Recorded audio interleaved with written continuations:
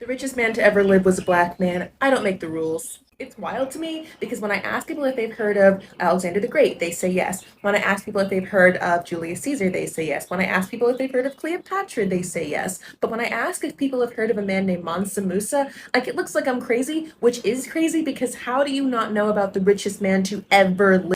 I'll back up a little bit. Mansa Musa was a man who lived in 13th and 14th century West Africa. This is pre-transatlantic slavery. This is pre-European colonialism. This is a time when West Africa was incredibly wealthy because of the gold naturally found in the land. And the Empire of Mali was especially wealthy, and they were able to take that gold and use it for trade routes all around the world. This made Mansa Musa incredibly wealthy, like a level of wealth that most of us really can't comprehend.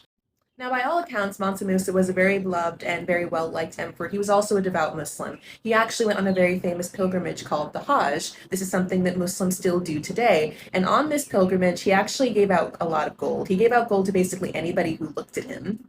This is really nice, except that he gave out too much gold. And when I say too much gold, I mean he accidentally crashed the economies of several cities. And yeah, he did fix it eventually, but I want you all to know that to date, he's the only person to ever single handedly control the price and value of gold. During this pilgrimage, he took about 60,000 people, 12,000 of which were slaves, and there are historic accounts that say that he gave all 12,000 of his slaves a golden staff to carry as they walked, just because he could. Some of you all are wondering how this could possibly be true. How is it that he could be the richest man to ever live? Well, it turns out that historians have actually taken Mansa Musa's estimated wealth and using inflation calculated how much he would have been worth had he been alive today. What these historians found was that his inflation adjusted net worth was about $400 billion. For reference, Jeff is only worth about 132 billion. Elon Musk is worth only 200 billion. That's still half of what Mansa Musa was worth.